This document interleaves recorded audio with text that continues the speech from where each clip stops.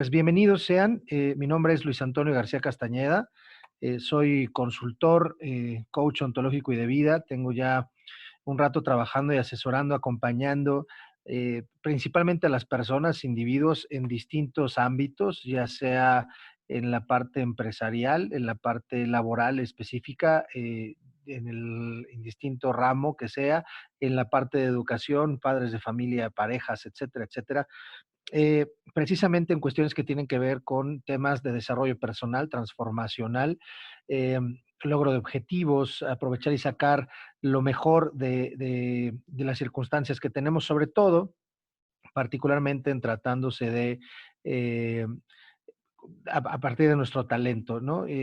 Siempre he referido que el talento es como estas moneditas con las que salimos de fábrica, ¿no? Indistintamente de la creencia de cada uno de nosotros, eh, a cada uno nos tocan ciertas monedas al inicio, cuando salimos de esa fábrica, y es labor de nosotros primero reconocer que identificar que tenemos esas moneditas en la bolsa y después poder verificar y validar cómo vamos a ir utilizando esas monedas y hacer en el manejo de nuestra responsabilidad que esas mismas monedas se vayan creciendo y irlas multiplicando, ¿no?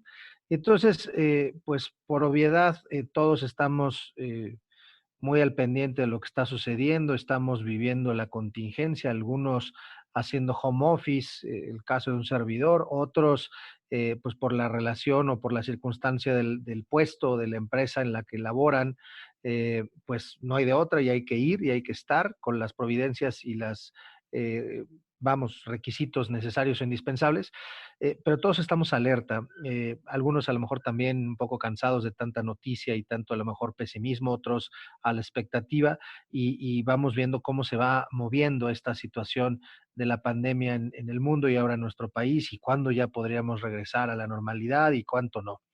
Y entonces, yo quisiera empezar diciéndoles que un pensamiento de, ¿y qué tal que esto se tarda mucho más?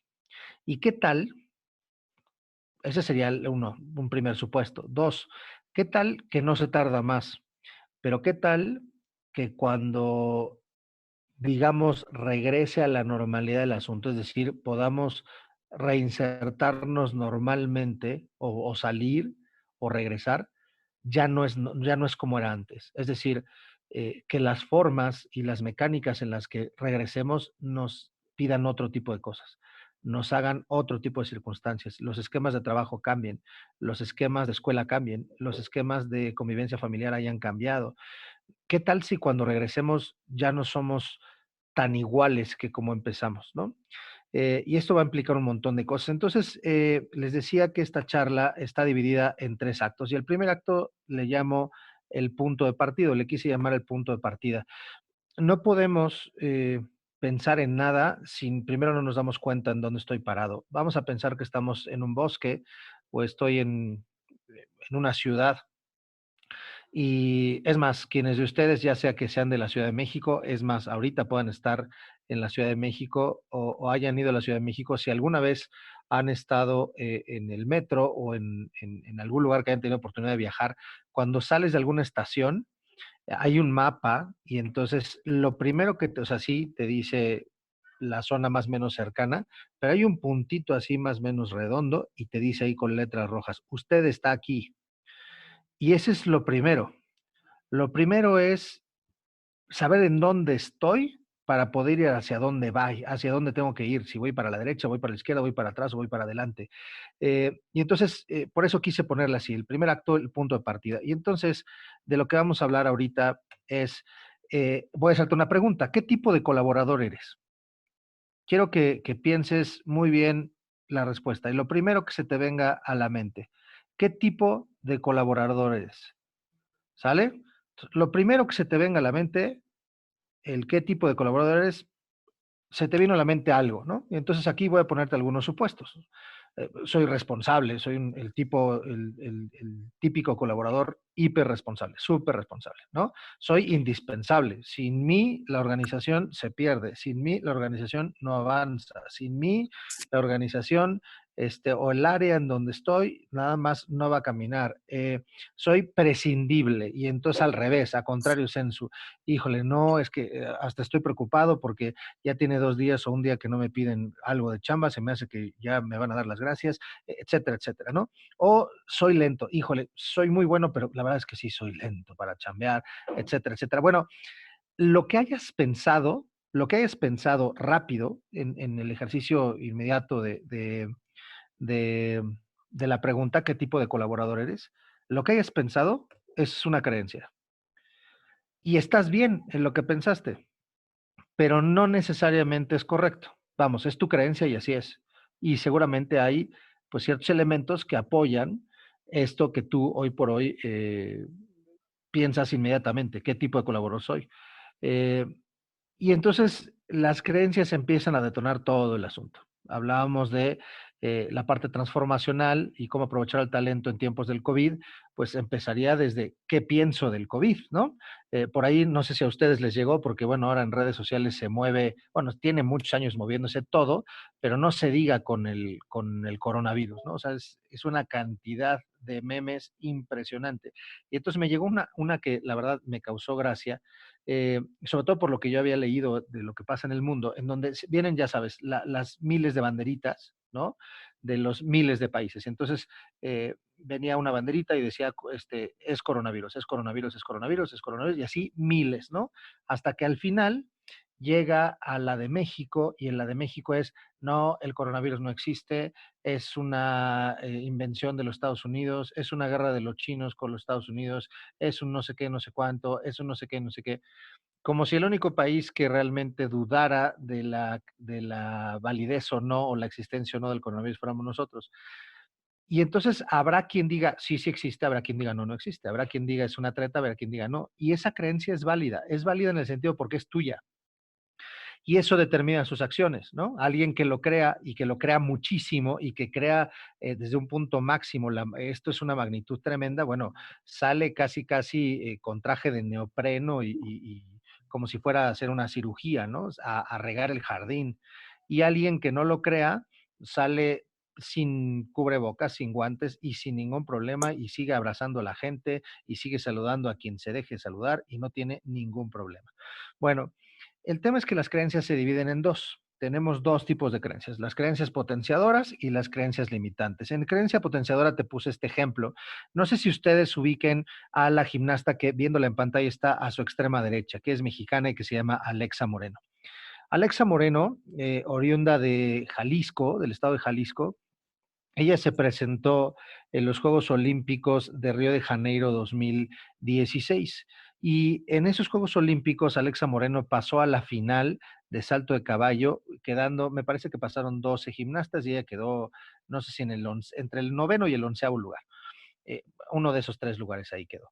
Eh, y entonces, digo, no ganó, por supuesto, la medalla de oro, ni de plata, ni de bronce. Y contrario a lo que pudiéramos decir que hubiera sido reconocida y celebrada por el pueblo mexicano en general por esta hombrada de haber llegado a una final de salto de caballo, el colectivo, ¿no? En redes sociales se le fue encima a Alexa Morano diciendo que estaba gorda, que por eso no había ganado, que con ese cuerpo cómo iba a ser y que no sé cuánto, etcétera, etcétera. Cuando pues ahí, haciendo al margen la creencia de los demás, pues había un desconocimiento total, ¿no? Todos sabemos que para que cualquier atleta del mundo en cualquier disciplina pueda ir a los Juegos Olímpicos, tiene que dar una marca que establece el Comité Olímpico Internacional en la rama respectiva, en la disciplina respectiva. Entonces, ya de entrada, el hecho de que tú puedas calificar a unos Juegos Olímpicos te hace miembro de la élite del deporte del mundo.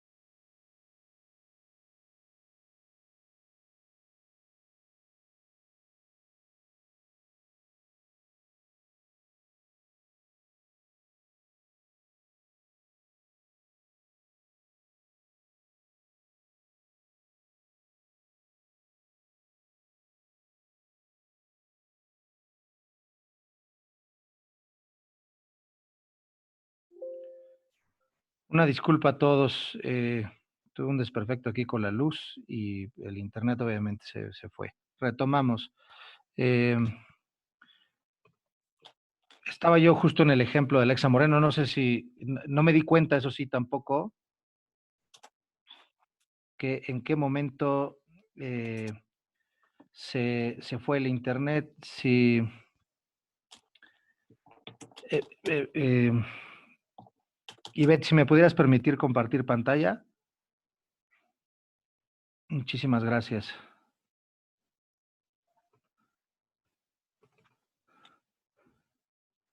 Listo. Si alguien me pudiera decir hasta dónde me quedé, me van a ayudar muchísimo. Hasta dónde me escucharon la última. Mientras no me digan cuando Hasta que dijiste que estamos te en llamas Luis García, ya todo está bien. Dime, Waldo. no, estábamos en que justamente, Alexa Moreno, formaba parte de la elite del mundo deportivo. Exacto. Entonces, bueno, muchas gracias, Ubaldo, qué amable, y gracias por su comprensión.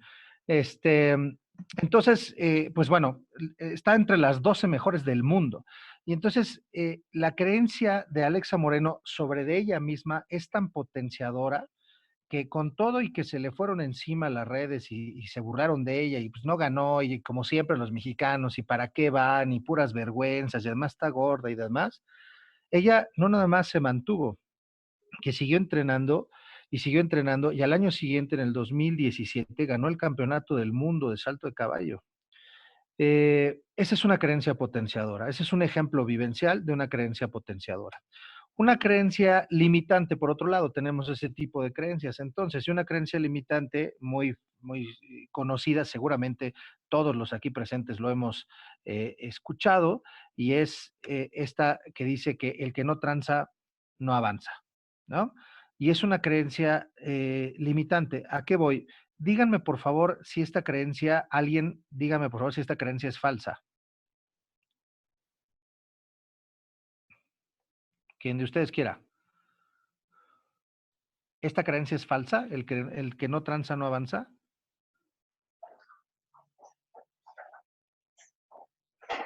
Por acá lo pusieron en el chat.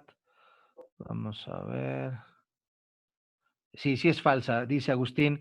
En efecto es falsa en el sentido del propósito de la misma, del significado de la misma, pero tristemente, mi querido Agustín y los demás, es perfectamente verdadera porque todo el mundo la conocemos y peor aún, esta creencia ni siquiera la hicimos nosotros. Esta creencia muy probablemente tenga muchísimos años y ha venido perdurando. ¿Cómo es posible que si es falsa, que si eventualmente el significado es falso, esta creencia siga perdurando? ¿Por qué la seguimos comunicando? Porque algunos siguen pensando que esto es un mecanismo y es un móvil para continuar avanzando. Entonces, lo que quiero decirles con el tenor de las creencias tiene que ver con que es un tema que nosotros elegimos, ¿no? En esta imagen me encanta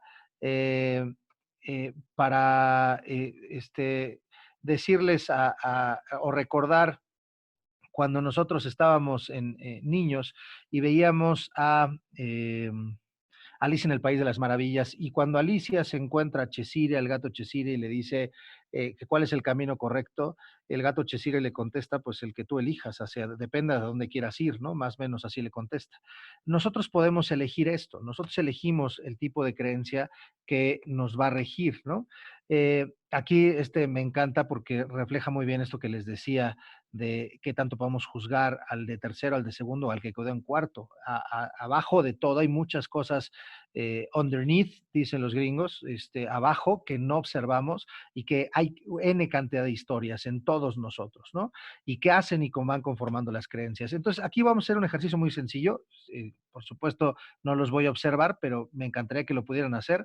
Si tienen a la mano algo con que anotar, estaría fantástico. Una libreta, una hojita blanca, pero que sea una hoja tamaño carta, por favor, de una libreta o de una hoja blanca. Por favor, acúsenme por ahí en el chat si alguien tiene algún tema y no la puede tener. Si no lo ponen en el chat, doy por sentado que todos por ahí sí lo lograron. Una hojita blanca. Este ejercicio es interesante para nosotros. Lo van a ver al final.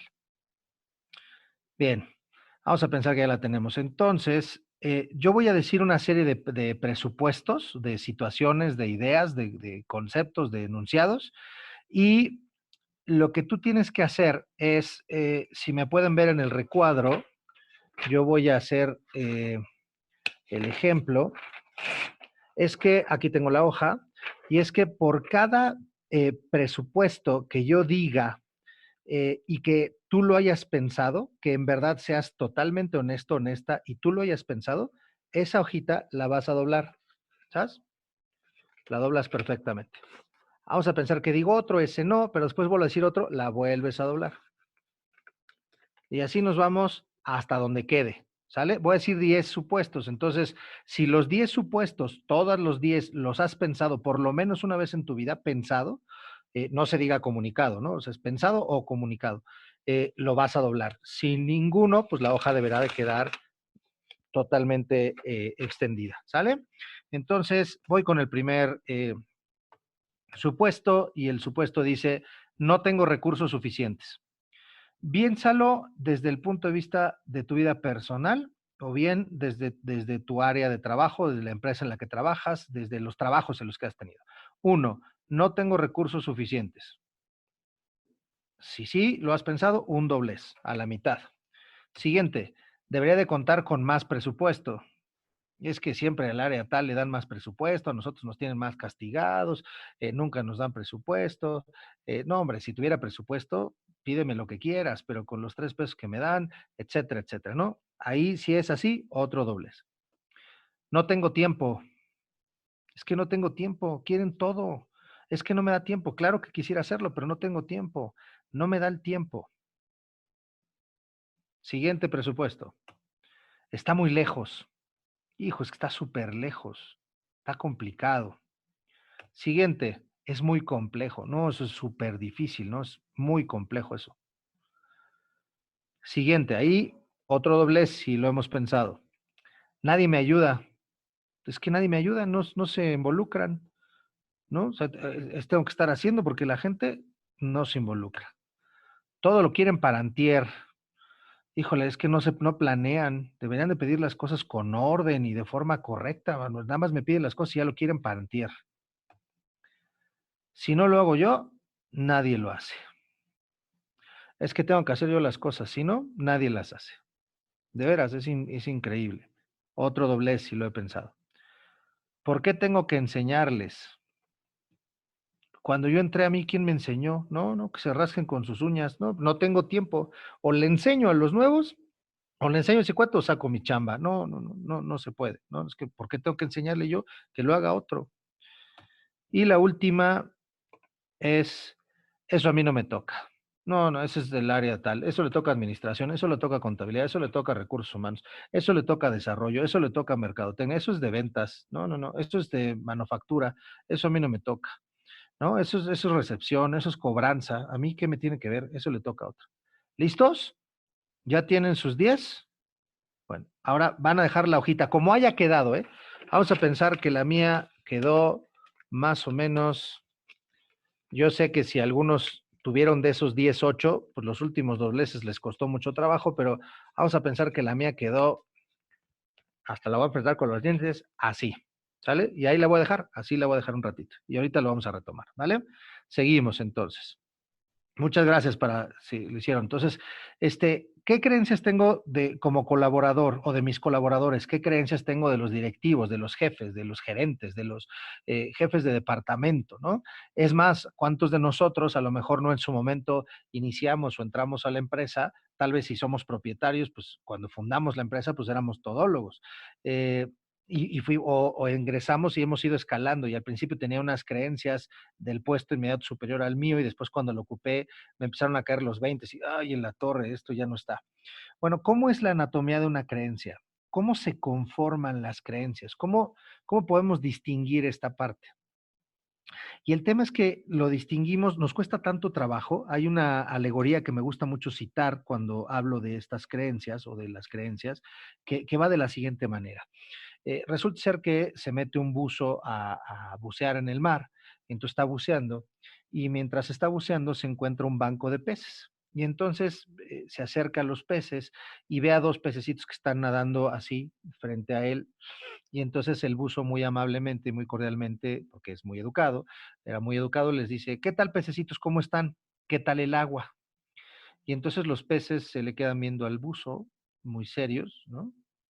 Se voltean a ver entre ellos, vuelven a voltear a ver al buzo y no dicen nada, se quedan así, ¿no?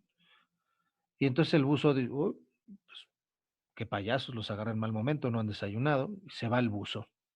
Y ya que el buzo se pierde en el horizonte, un pez voltea con el otro y les dice, ¿qué es el agua? Esas así son las creencias.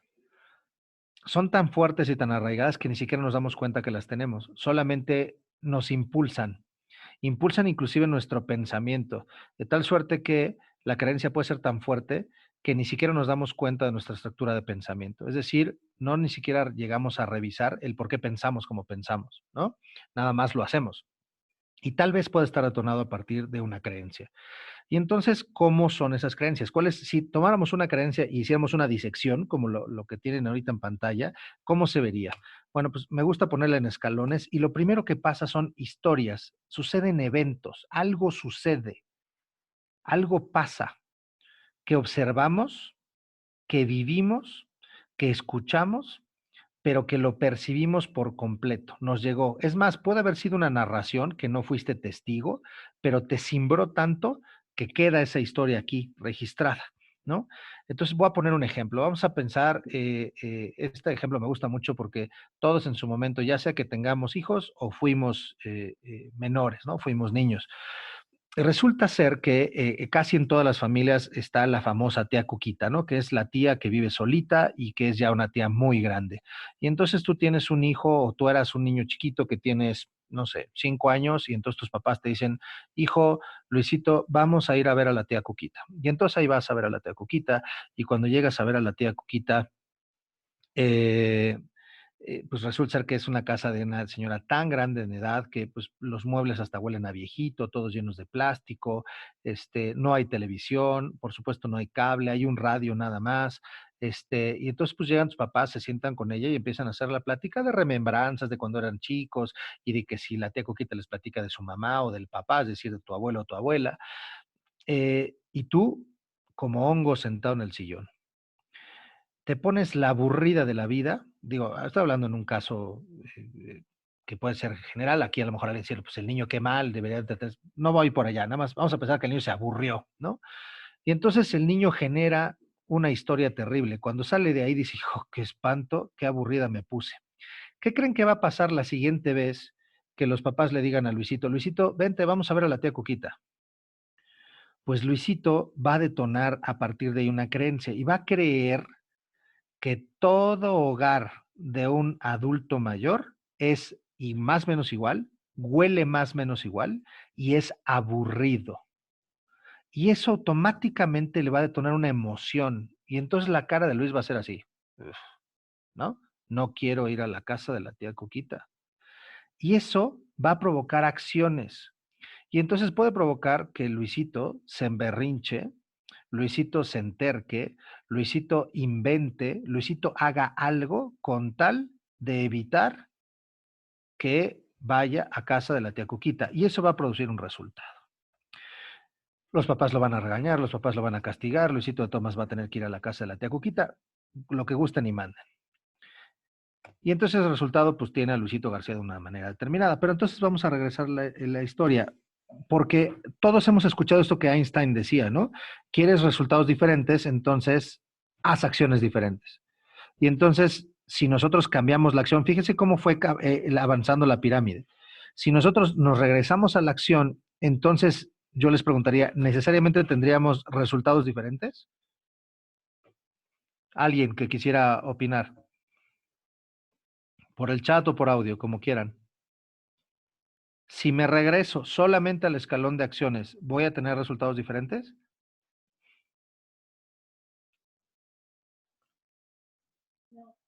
No, no, No, ok, no, definitivamente no, porque la base de esto son las historias. Gracias, por ahí ya contestó alguien. Bueno, audio y en chat, muchas gracias. No necesariamente, dice Ubaldo y los demás que contestaron. Estoy de acuerdo contigo, Ubaldo. De hecho, no necesariamente es lo menos probable. La realidad es que la mayoría nos quedamos aquí. Lo que tenemos que hacer es cambiar la historia. Entonces, imagínense que fue Luisito y se puso la aburrida de la vida. O sea, el mismo ejemplo, ¿eh? Puso la aburrida de la vida. Y entonces sale como hongo, ya sabes, la cara, los papás se dan cuenta, que es muy importante, ya estoy diciendo elementos, se da cuenta. Y entonces la siguiente vez le dicen, Luisito, vente, vamos a casa de la tía Cuquita. Entonces la creencia se dispara y cuando la emoción viene, el papá interviene o la mamá interviene y le dicen, oye, tráete tu balón porque por ahí hay un parque y nos salimos a echar unos chutes. ¿Cómo ves? ¿Qué crees que pueda empezar a suceder? Que la acción de Luisito va a decir, órale va, y entonces si me llevo mis guantes, papá, y me llevo no sé qué y tal, o, ¿qué crees? Ahí vi que hay una paletería, y si saliendo o antes de llegar le llevamos a la tía una nieve, ¿tú de qué la vas a querer, hijo? Y entonces empezamos a cambiar la historia. Si empezamos a cambiar la historia, la creencia entonces será distinta porque está sustentada y está parada en una base diferente, detonará emociones distintas, acciones distintas y por ende resultados diferentes. La pregunta es, ¿qué historias cuentas? Yo te preguntaría a ti, a ustedes que me están acompañando, nos están acompañando en esta plática el día de hoy, ¿qué historias cuentas? ¿Qué historias te cuentas? ¿Qué historias en este diálogo interno te cuentas todos los días? Por ejemplo, del COVID, no, es que está cañón y esto entonces nos vamos a morir y talala, o no, esto no es nada, no es que, no, es que esto la economía la está poniendo, no, la empresa está a nada, nos vamos a ir al no, es que, híjole, ahorita vender está hiper complicado porque pues la gente no sale y la gente no consume, guarda su dinero, entonces pues no, ¿cómo vamos a vender? Y los de acá me están pidiendo que venda, me están pidiendo que contrate, me están pidiendo que convenza a la gente para que quiera trabajar, ¿cómo le hago para trabajar desde casa? Etcétera, etcétera, etcétera. Es decir, alrededor del COVID, de este cuento o de esta historia, de esta novela llamada COVID-19 o pandemia, hay N cantidad de historias que cada uno de nosotros, ahorita los 17 que estamos y los que estuvieran y los que están afuera, están y nos estamos contando alrededor de esto, ¿no? Entonces, ¿cómo estas creencias influyen en nuestras acciones? Para determinarnos de una manera. ¿Cómo se manifiestan? Porque el trabajo no es algo aparte del individuo. El trabajo, estimados todos, es la manifestación más clara de la individualidad. Si tú quieres conocer en verdad a alguien, obsérvalo trabajando. Esa es la manera más clara que tú tienes de saber cómo es Juan, cómo es Pedro, cómo es Lupita. Que no te platiquen, que no te manden una foto, que no te graben un video, obsérvalo trabajando. Y entonces tú vas a poder saber cómo es una persona de realidad. Y entonces, ¿en dónde estoy parado? Y aquí voy a ponerles 3 posiciones genéricas que son muy importantes, no nada más ante el COVID, sino ante la vida misma, y que con factores como el COVID, o como me estoy divorciando, o como hay una crisis financiera, o como es que subió la gasolina, o es que el presidente, o es que el anterior presidente, o lo que gusten y manden, nos determinan. Y en la primera posición de donde estás parado o rol, le llamamos, y rol aquí nada más lo aclaro, no es porque sea un rol operativo, es decir, no es mi rol como empleado o como jefe o como colaborador o como esposo, como esposa, como hijo, como hija. Es una posición ante la vida, ante las circunstancias que van llegando, como si fuéramos en una camioneta de redilas y nosotros fuéramos en la parte de atrás y van pasando las ramas, ¿no? Pa, pa, pa, y van pasando las ramas. Bueno, pues a partir de esas es cómo van llegando nosotros, qué tanto nos vamos moviendo o cómo nos quedamos ante esas ramas, ¿no? Ese serían los roles. Entonces el primero es un rol de víctima. Y normalmente cuando lo narro y cuando lo expongo en pláticas así, normalmente cuando se escucha la cara es, o la sensación es, espérame, yo no soy víctima de nadie, yo no me victimizo, yo no, yo soy autosuficiente, y automáticamente tratamos, inclusive casi inconscientemente hasta medio de defendernos. No nos hace sentido esta parte, ¿no? Yo no me victimizo de nada ni de nadie. Eh, ¿Por qué sería una víctima? Bueno, según estudios, el rol de víctima es el que más común es o frecuente en nuestro andar cotidiano. La definición de víctima sería aquella persona que está sufriendo, padeciendo algo y ni siquiera su voluntad sirve para impedirlo. Y entonces, más aún, dice, espérame, yo no soy víctima de nada. Eh, pero les voy a poner un ejemplo muy sencillo. Victimizarse es no asumir responsabilidad, así de claro. Entonces, todas las veces que cualquiera de nosotros, empiezo yo, me he justificado por algo, por la razón que gusten y manden, eh, estoy asumiendo el rol de víctima. Es más, ese ratitito acaba de pasar algo. De repente hubo una desconexión, ¿no? Y me dejaron de ver.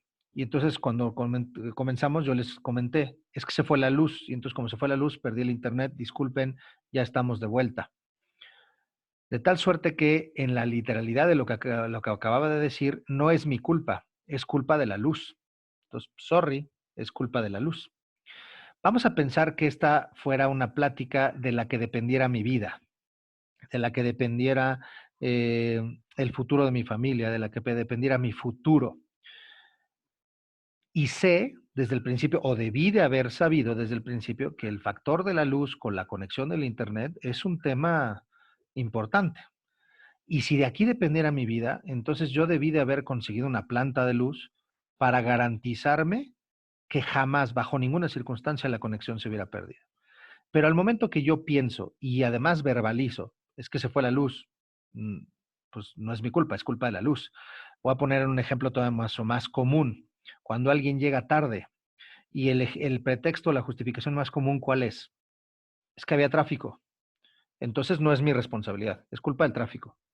Yo no me pude haber levantado más temprano, no pude haber elegido rutas alternas, no pude haber cambiado, o sea, eso yo no lo pude haber hecho. Es el tráfico. Y como había tráfico, no es mi culpa, es culpa del tráfico.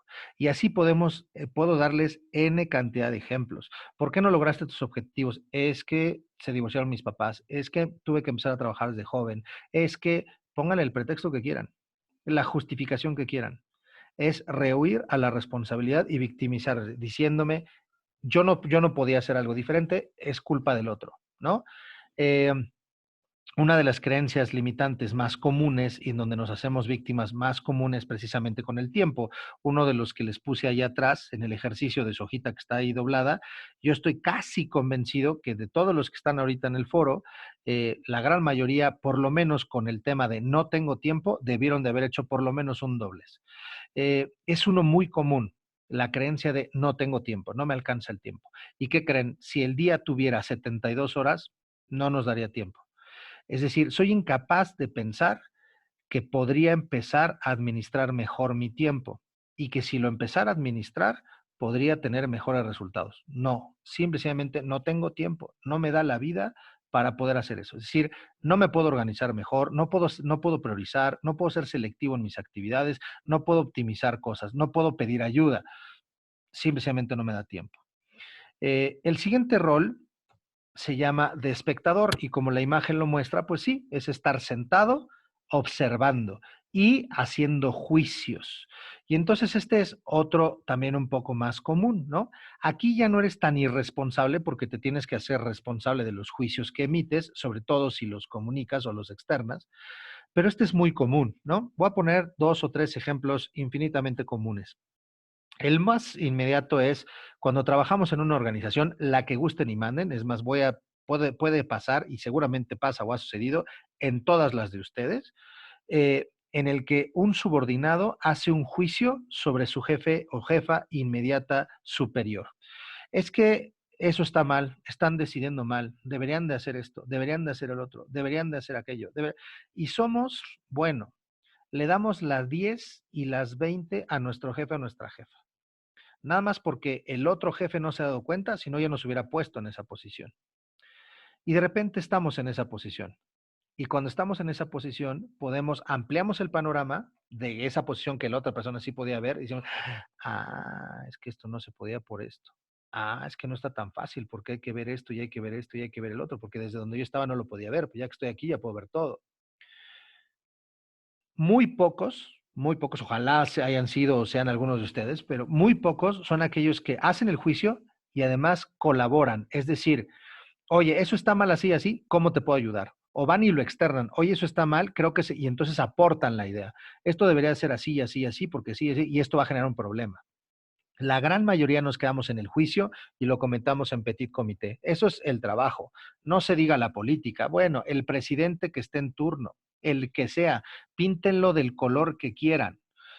Tricolor, ahora es como terracota, ¿no? El partido de Morena, el color, o pónganlo de blanqueazul, o pónganlo el color que quieran, inmediatamente, no, está mal, deberían de hacer esto, ¿cómo es posible que haya dicho el otro? ¿Cómo es posible que no haya dicho aquello? ¿Cómo es posible que no haya dicho el otro? Etcétera, etcétera. Nuestros padres, queridos compañeros, nuestros padres, no, es que está mal, mi papá la regó aquí, mi mamá la regó acá, etcétera, etcétera.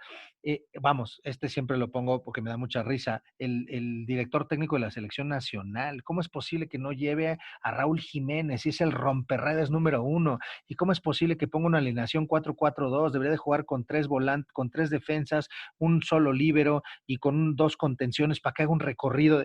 Y entonces resulta ser que somos los mejores técnicos del mundo. Pero cuando alguien le dice a buena lid, oye, ¿por qué no estudias ahí en el Instituto Johan Cruyff? Porque pues, se ve que le patinas padre al fútbol, ¿por qué no le metes? No, no, no, yo eso no, eso a mí no, yo nada más soy aquí aficionado, pero ¿qué tal ando hablando y ando diciendo, no? Y bueno, la más común es cuando vemos a alguien que ya los kilitos están como que de más y entonces hacemos el comentario, oye, ¿viste a tal? Qué bárbaro, pues síguelas pidiendo con todo, mano, ¿no? Sigue pidiendo el bolillo con migajón, pero nosotros no nos damos cuenta que estamos con 27 kilitos también de más. Somos muy buenos, ese es otro rol. Entonces ya llevamos 2, víctima y espectador. Y aquí es para un ejercicio interno en donde me muevo con más frecuencia, en donde estoy con más cotidianidad y en dónde están mis juicios y dónde están mis comentarios. ¿Para qué? Porque aquí se sientan y se detonan nuestras creencias, ¿eh?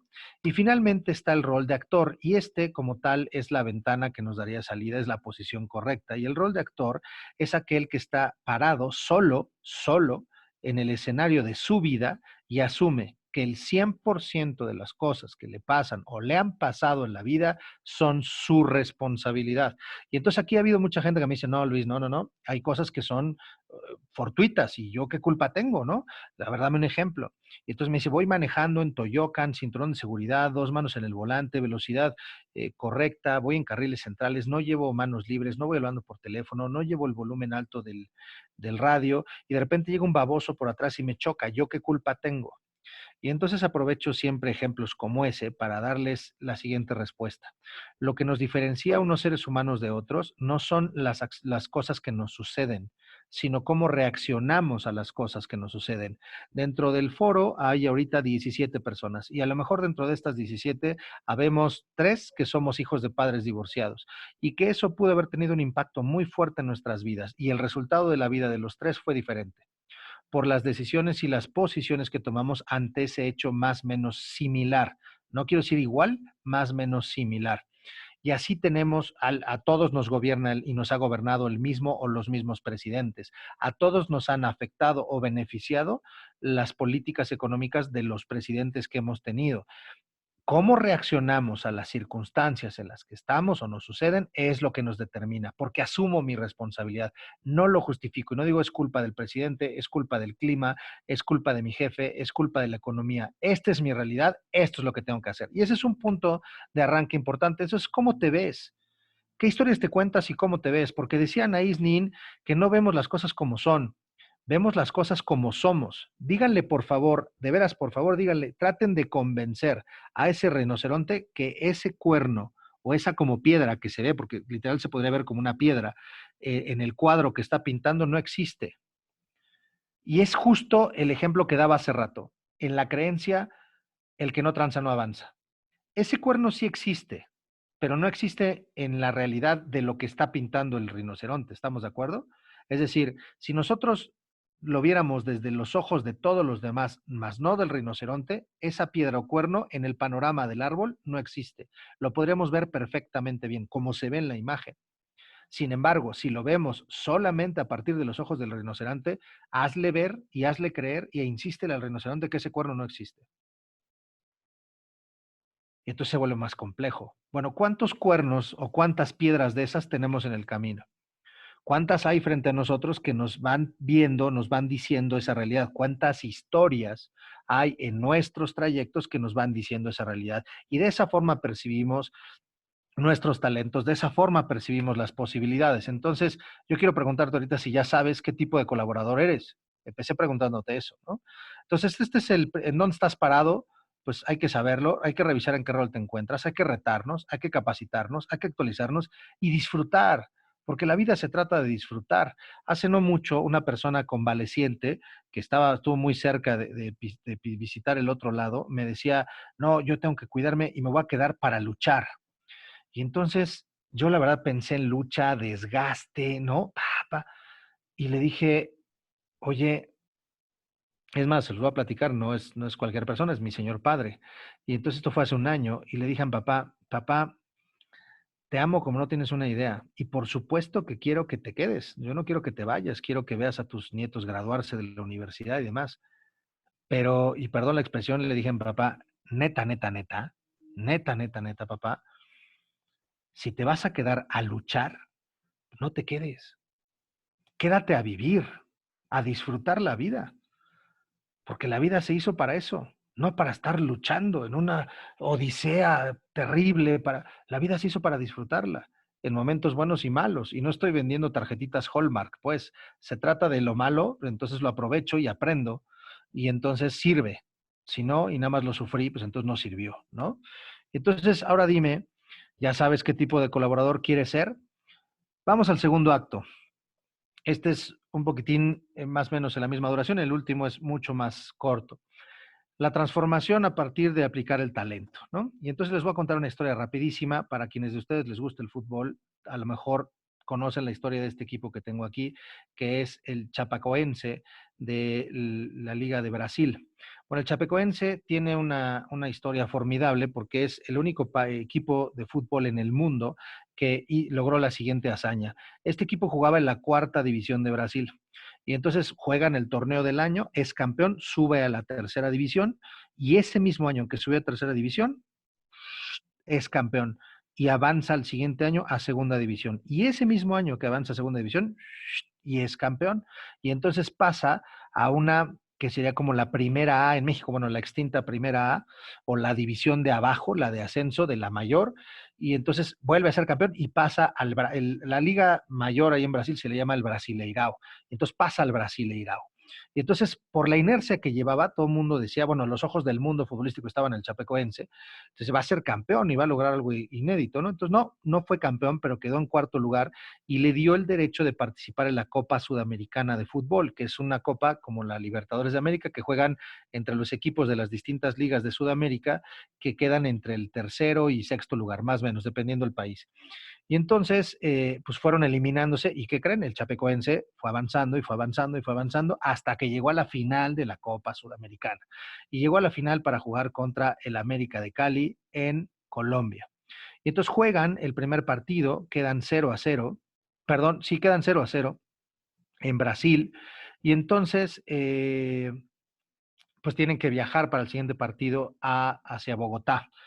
Perdón, no es cierto, entonces no era el América de Cali, no me acuerdo cómo era el equipo colombiano, pero jugaba en Bogotá, no jugaba en Cali.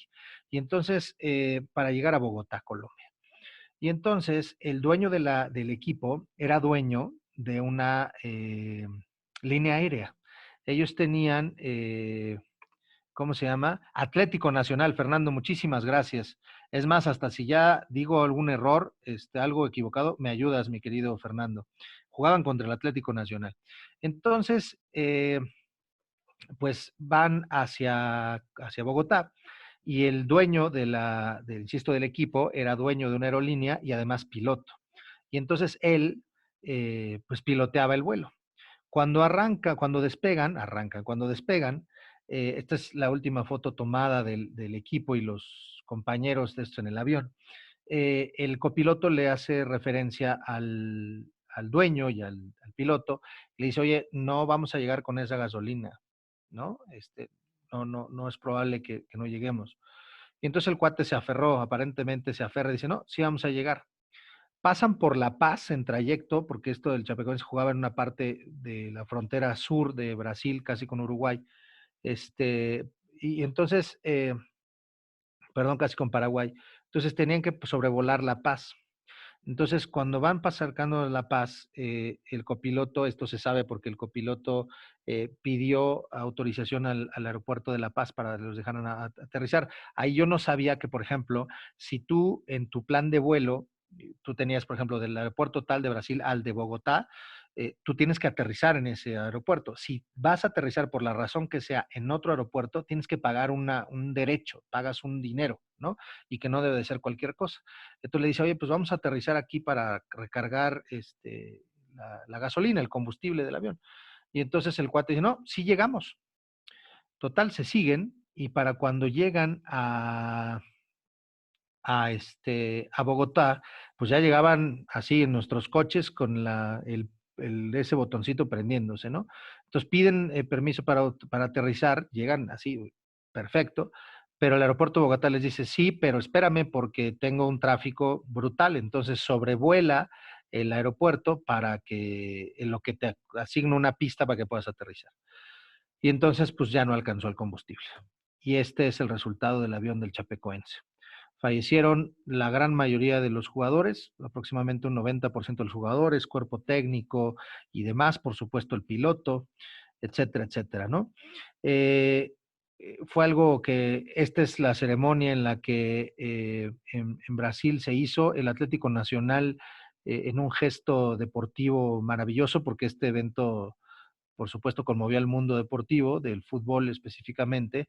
La final no se llevó a cabo el día que se tenía que llevar y creo que fueron 2 o 3 semanas. Y el Atlético Nacional le dio la Copa Sudamericana al Chapecoense por el tema del accidente que había pasado, ¿no? Ahí están algunas de las deudas y de las viudas de los jugadores del Chapecoense. Entonces, te cuento esta historia porque quiero preguntarte esto. ¿Por qué colectivamente alcanzamos resultados que individualmente nadie quiere? ¿Te has hecho esa pregunta antes? Porque si lo pusiéramos individual, nadie quisiera que pasara de lo que de repente sucede, pero colectivamente, pum, sucede, ¿no?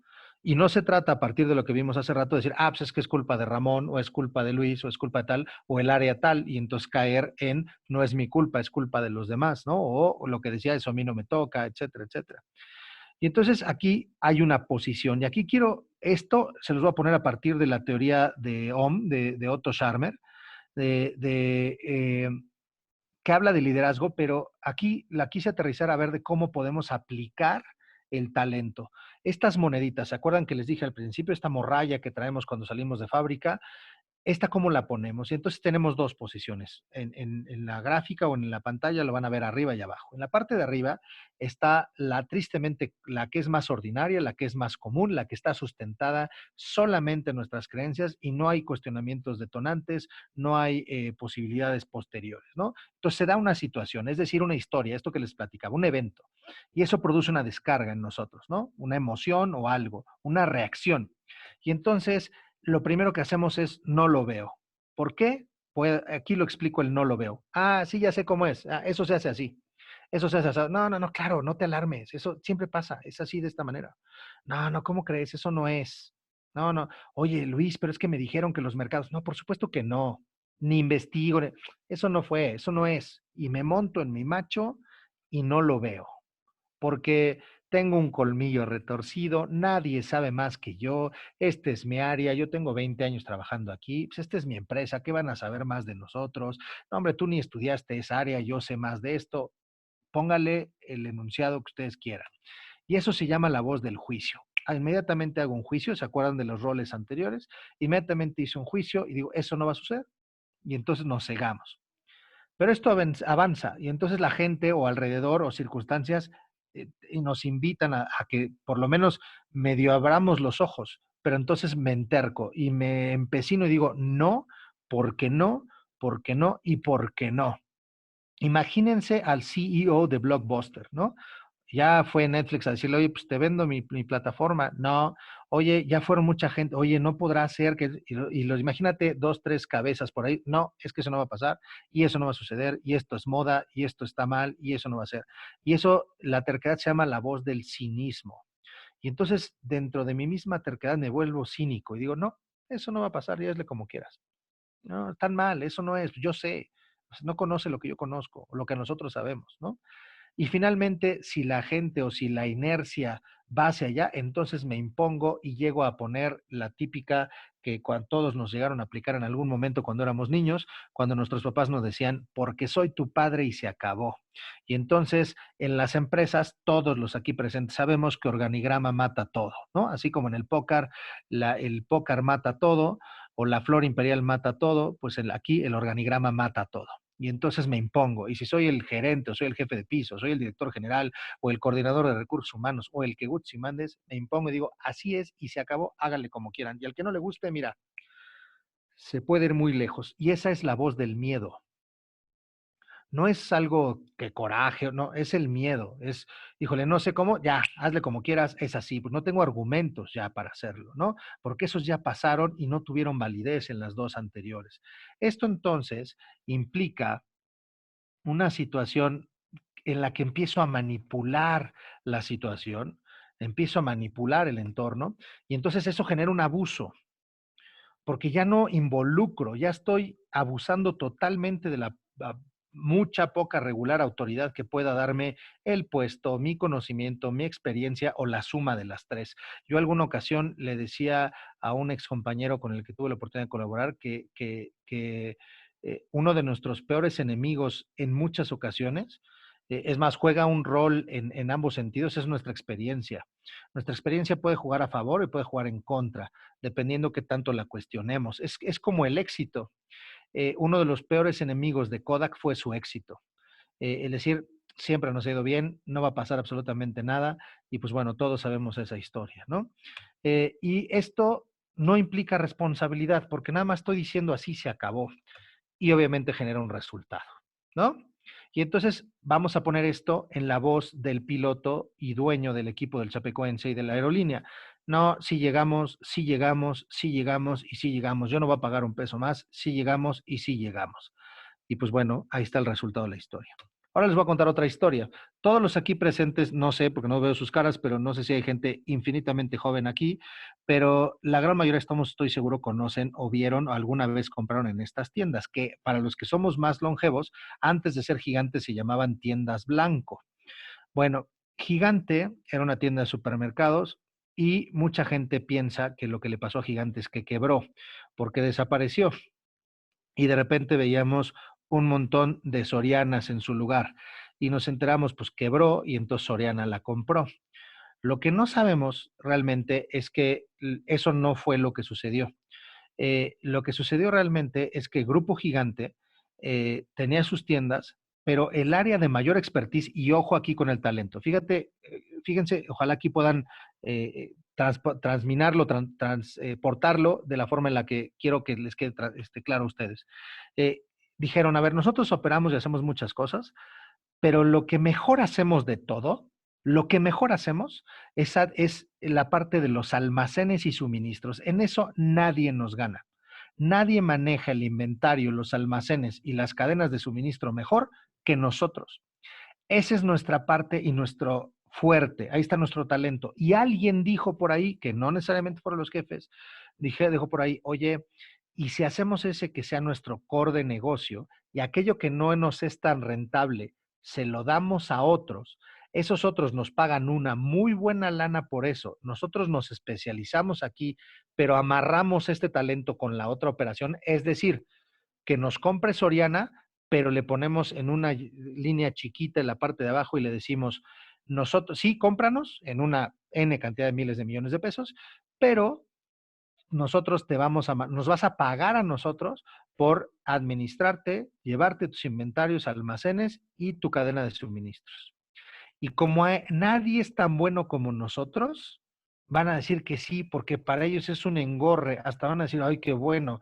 Y nosotros nos quitamos de una cosa, generamos mucha lana con eso, vemos cómo la reinvertimos y entonces empezamos a crecer.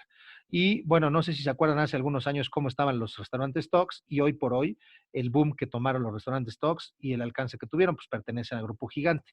Y antes de tener tiendas Gigante así, ahora hacen y construyen Grupo Gigante complejos en donde tienes oficinas, departamentos y plazas comerciales, en donde obviamente hay un Soriana y ellos son los que llevan toda la cadena de administración, de suministro y de almacenamiento, ¿no? Eso es lo que pasó con Gigante. Entonces, el ejemplo habla de la otra parte del círculo, ¿no?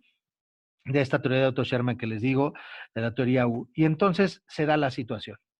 Y esta situación, obviamente, como les dije, detona una descarga. Y esa descarga, entonces, contrario, ¿se acuerdan que la otra entonces era ceguera? Acá al contrario, abro los ojos y entonces me dicen, oye Luis, fíjate que, a ver, ¿de qué se trata? Y investigo y me pongo a moverme y abro los ojos como platos porque quiero que no se me vaya un solo detalle. No importa que yo sepa que sé muchas cosas.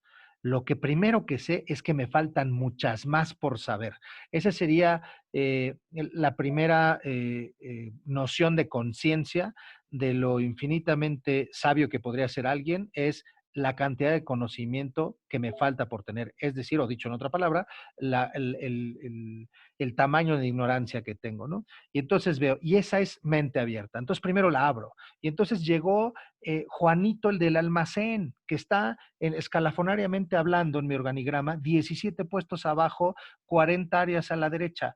Bueno, y viene con una buena idea, le digo a Juanito, pasa y le agradezco y vamos a desarrollarla juntos, Juanito. Muchas gracias, Juanito. Gracias por darme cuenta de eso, ¿no? Hacerme ver. Y entonces empiezo a percibir más cosas. Ya que abro la mente, empiezo a percibir y empiezo a percibir no nada más lo que pasa con Juanito, sino lo que pasa entre Juanito y los demás áreas hasta llegar a la mía, en cosas que mi propia operación a lo mejor no me dejaba ver. Y esto se llama corazón abierto. Ya que percibo, entonces me abro, va, ¿no? Y entonces suelto. Es que es mío, suelto. Y eso se llama voluntad abierta. Y esta es la que más trabajo cuesta. Sobre todo aquellos que hemos o han picado piedra para llegar al puesto en el que están y dicen, yo no quiero soltar nada porque el día de que menos lo pienso, me quitan este puesto y nadie sabe lo que me ha costado de trabajo llegar aquí. No lo voy a soltar. Y entonces ahí nos ponemos al servicio. Si los que estamos aquí, algunos de nosotros somos directores, somos gerentes, somos jefes de departamento, somos dueños, es decir, lideramos gente, aquí es cuando nos ponemos al servicio de la gente. Y es poner el liderazgo al servicio de, o decir, o poner nuestro talento al servicio para poder lograr esa transformación. Y entonces dejo venir a los demás y abrimos todo el asunto. Y entonces invitamos a hacer, pero fíjense cómo va siendo distinto al anterior. Entonces se generan prototipos, se generan posibilidades, se generan ideas. Oye, es que vender ahorita con el coronavirus está súper cañón, la gente está guardando la manera, y a lo mejor alguien encuentra una forma de vender fantástica, que no implica subirlo a Amazon o subirlo a Mercado Libre. Y otra vez, no digo que eso esté mal, pero no es la única. Y entonces se generan prototipos y entonces ahí asumimos una responsabilidad colectiva y generamos un resultado diferente. A la primera parte de este círculo de abajo, esta mitad del círculo de abajo, le vamos a llamar voz de cambio. Esta, queridos compañeros, le corresponde al líder. Si dentro de los 17 que están ahorita conectados hay jefes de departamento, coordinadores, gerentes, etcétera, etcétera, queridos, esto les toca a ustedes, no a su gente. Esto les toca a ustedes. Y esto se llama voz del cambio y es la labor del líder. La regreso y es esta primera parte. A mí me corresponde ver o escuchar, a mí me corresponde percibir, a mí me corresponde soltar y a mí me corresponde poner al servicio. Y entonces eso es la voz del cambio y es la labor del líder. Después entonces es aprendo del cambio, el aprendizaje del cambio, la transformación. Y esa sí es la labor de todos. Ahí es donde ya horizontalmente vamos trabajando de forma colectiva para lograr resultados distintos en ese sentido. Ahora, ya que lo vemos completo, ¿en dónde? Y ese sería un ejercicio importante de reflexión para ustedes, ¿en dónde me muevo con mayor frecuencia y en dónde me muevo con menor frecuencia? ¿Cuál quiero hacer y en dónde quiero poner mi talento? Porque por muy talentosos que sean y por muy talentosa que sea la organización, si nos movemos en la parte superior, nunca el talento va a colaborar en la transformación y en el desarrollo y en el cambio y en la posibilidad, solamente en la situación de abajo. Entonces la pregunta es cómo usas tu talento. El tercer acto se llama ¿y los resultados, apa? Y entonces, pues me voy a ir un poquito mucho más rápido porque seguramente esto ya lo ubican y es, pues hay que empezar a construir metas, hay que tener claro dónde quiero estar, más allá de las que fije la institución o la organización en la que nosotros nos desempeñamos, es cómo logramos. Entonces tengo una meta, a partir de la metodología Grow, tengo una meta, entonces defino la meta que deseas alcanzar, la realidad, tengo que plasmarla en un terreno real, no puedo decir cosas totalmente absurdas, partiendo de mercados que no existen o de personal que no tengo o de maquinaria que no tengo o de productos que no genero. ¿Cuáles son las opciones o los obstáculos que tengo? ¿Cuáles son las posibilidades y los obstáculos? Y después la voluntad, el will, es decir, a quiénes tomo. Y aquí es donde quiero citar mucho esta parte del horizontal que tendrían que empezar a hacerse las organizaciones en las que ojalá no sea su caso, muchas dicen, no, nosotros ya no estamos siendo horizontales y solamente lo ponen en el papel, es decir, su organigrama ya se ve horizontal, pero el accionar sigue siendo piramidal. Y realmente, créanmelo, como consultor se los digo desde fuera, es irrelevante si lo pones en papel o no. Claro que es padre, pero es más trascendental si lo llevas a las acciones. Es decir, el hacer horizontal la organización es rolar los liderazgos a partir de los talentos. Entonces vas pasando la pelota a las distintas áreas para lograr algo y en ese momento esa persona que recibe la pelota es el jefe, amo y señor. No me importa si es Juanito el de la puerta y no me importa si es Pedrito, fundador de la empresa que tiene 75 años. No me interesa. Si en ese momento Pedrito, Juanito o Lupita o Rosita en el medio tienen la pelota, ellos son los jefes y ellos son los que mandan y van a liderar ese momento en esa parte de la operación porque su talento en ese momento es más requerido, es el básico para hacerlo. Entonces, tenemos que partirlo de aquí. Entonces, tomamos y empatamos con la metodología SMART y entonces mi meta o mi objetivo lo hago específico, lo tengo que hacer medible, tiene que ser alcanzable, retador, pero alcanzable, tiene que ser realista y tengo que fijar una franja de tiempo. A ver, sí está el coronavirus y no sabemos porque nuestras autoridades de repente nos dicen una cosa, de repente dicen otra y lo único que tenemos cierto es la incertidumbre. Bueno, nosotros vamos a crearnos nuestra propia realidad y vamos a generar un mundo paralelo en el que a partir de estas situaciones nosotros generamos tres escenarios. En el escenario A vamos a vender así, vamos a operar así y vamos a ser asado. Y guardamos dinero de esta manera y hacemos el otro. En el escenario B hacemos esto y en el escenario C hacemos el otro. Y lo que digan las autoridades seguramente tendrán un rango de estos. Y involucro a partir del proceso, el círculo que les enseñé hace rato. Y entonces esto debe de detonar conversaciones. Las conversaciones son la base de todo, pero ¿con quién converso? Otra vez, ¿qué historias cuentas y qué historias te cuentas? Y entonces, ¿a qué le ponemos atención? Estoy tan clavado en que no, ya el COVID va a ser nuestra perdición, o a lo mejor ya alguno de ustedes seguramente dijo, vamos, va a sonar muy feo lo que voy a decir, pero si lo dijo una vez el presidente, pues también creo que lo podemos decir nosotros a buena lid, en el sentido de, pues bendito sea Dios que llegó el COVID, porque gracias a esta situación que se está dando con la cuarentena, nuestro producto tiene todas las posibilidades y todas las mejores maneras para poderlo explotar. Vamos a hacerlo de esta manera, ¿no? ¿Con qué emocionalidad digo las cosas? ¿Desde qué emoción, desde qué creencia las estoy diciendo, ¿no? ¿Qué queremos provocar al decirlo?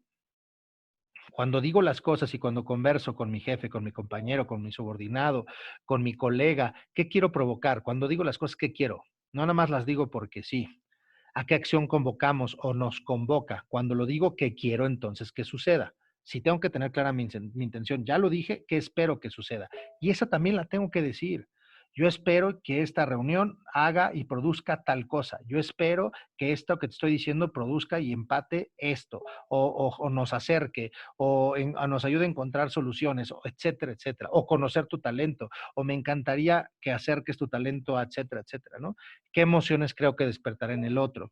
Y esto parte de una base, de una estructura que se llama diseño conversacional, ¿no? Entonces, a partir de aquí, la reflexión individual sería cómo percibo, qué decisiones tomo a partir y creo realidades, indistintamente de un COVID-19, una pandemia eterna, una pandemia que se termine en efecto el 1 de junio, o algo que aun cuando regresemos, regresemos de formas totalmente distintas, y aquello que consideráramos totalmente normal, pues dejó de ser y a lo mejor nunca va a volver a ser igual o no será igual en un periodo de tiempo, y sea tal ese periodo de tiempo que se generen otras costumbres, otras formas, y surjan circunstancias distintas. Qué mejor que seamos nosotros los pioneros en esa situación, ¿no?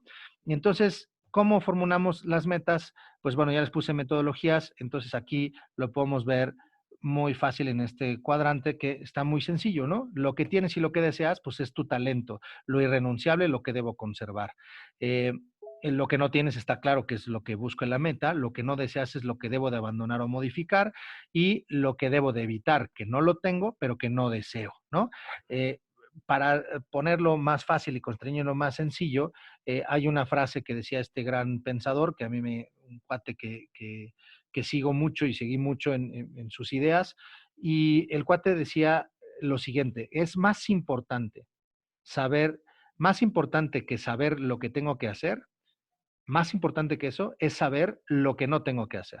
Él le llamaba to don't list, ¿no? Entonces, pues es un ejercicio muy interesante. Si nosotros en papel ponemos qué no debo de hacer, qué debo de tener perfectamente claro que eso no debo de hacer.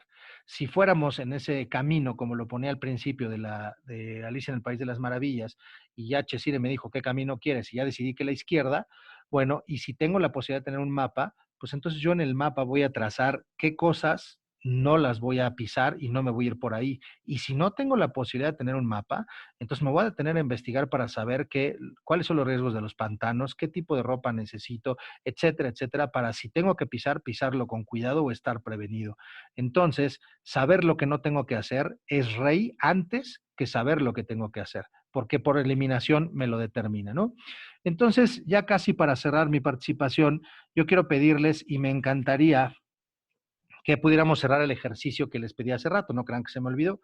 Eh, ¿Tienen su hojita a la mano todos?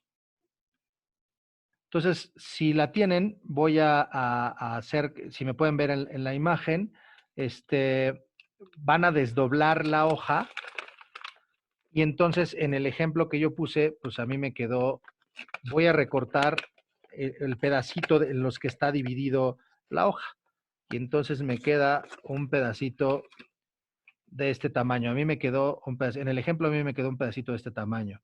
No sé cuál les quedó a ustedes, es más, estaría padrísimo que lo quisieran compartir para que lo pudiéramos ver los demás. en la pantalla, estaría padrísimo. Si no, no hay tema. Este es el pedacito de papel que me quedó a mí. Y entonces, ahora me encantaría que en ese pedacito de papel pudieran escribir todas las cosas que ustedes desean que les suceda. En una parte de la hoja en el punto de vista profesional y en otra parte de la hoja desde el punto de vista personal. Otra vez, en este pedacito o pedazote, lo que les haya quedado de hoja, van a escribir de un lado todo lo que quisieran que les pasara desde el punto de vista personal y en la otra desde el punto de vista profesional.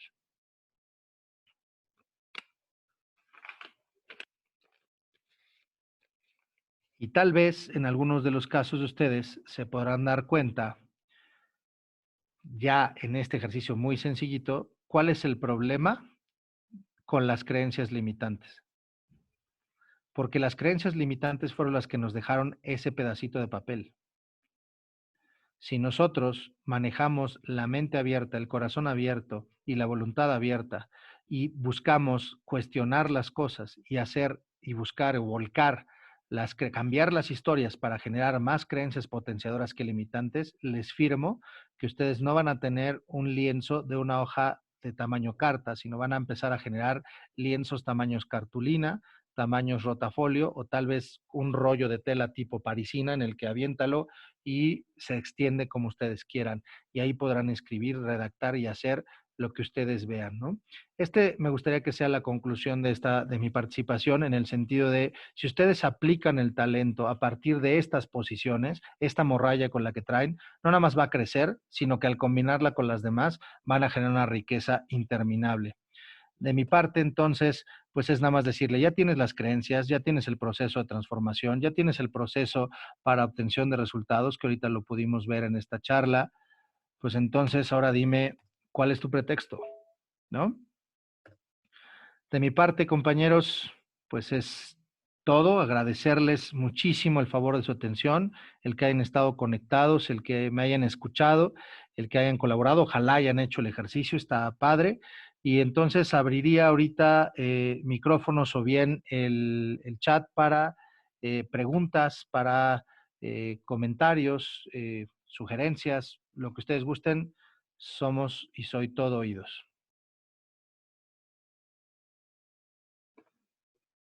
Olivia da las gracias. Muchísimas gracias, Olivia, a ti también. Muchas gracias.